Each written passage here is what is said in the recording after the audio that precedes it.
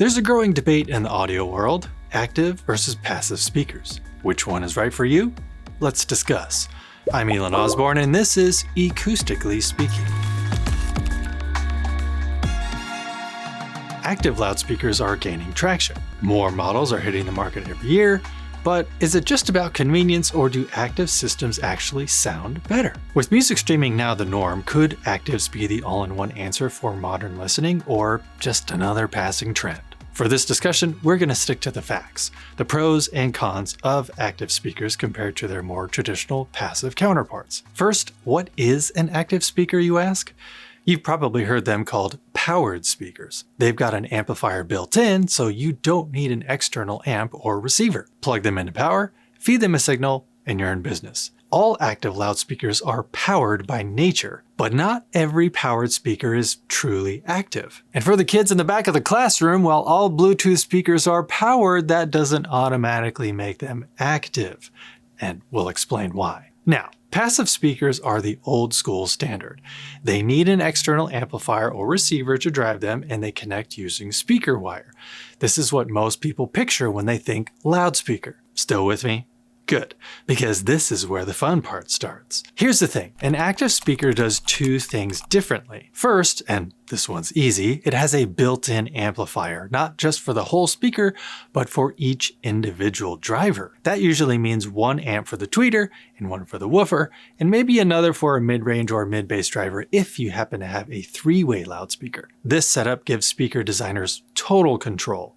They can build the amp and drivers to work together perfectly and fine-tune them for the best possible sound. In short, active speakers take the mystery and occasional bad matchmaking out of pairing amps and speakers. Now the second difference, this one's a little less obvious. It's all about the speaker's crossover. Not the sexiest topic in audio, I know, but it's more important than you think. A crossover's job is basically to play traffic cop for your music. The little fast sports cars or high frequencies get sent down one lane while the slow heavy trucks or low frequencies head down another. This way each driver in the speaker knows exactly what part of the signal to handle. Get it wrong, and that fancy looking speaker might end up sounding like a dying frog in a tin can. So why did I just drag you into the crossover talk? Because where that crossover sits in the signal chain is one of the big differences between passive and active speakers. In a passive speaker, the crossover comes after the signal's already been amplified. So the path looks like this: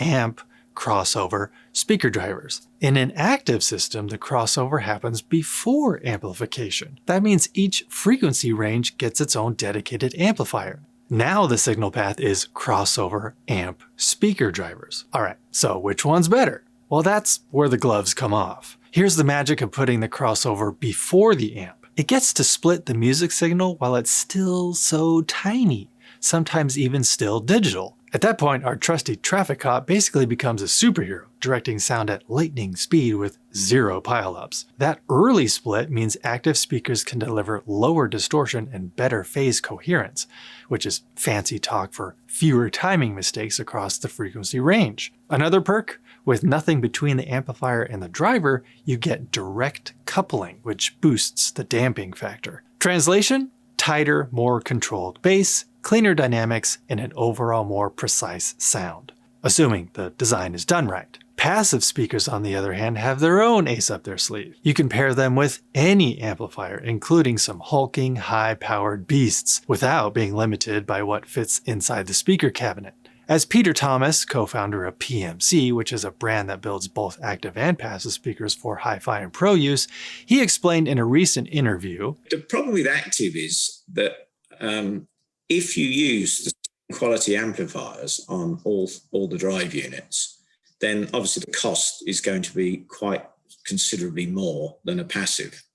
So what a lot of active designs do, they use inferior or cheaper amplifiers to come into a certain price point. And so some of the benefits, if you like, of being active, which Ollie's just expounded, and they are all benefits, are negated by the poorer quality electronics that are fitted to them.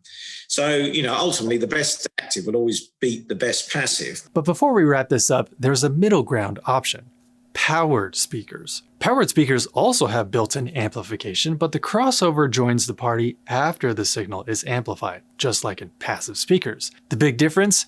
You don't need an external amp. Instead, the amplification is tucked neatly inside the cabinet, making them more convenient and space efficient. And here's the reality check. Powered speakers have already taken over the mainstream. Most people now listen through wireless speakers, soundbars, and portable Bluetooth units, all of which are powered, though not necessarily active. So, where do you land? Are you a diehard passive plus amp purist, or are you ready to go fully active? Drop your thoughts and comments below.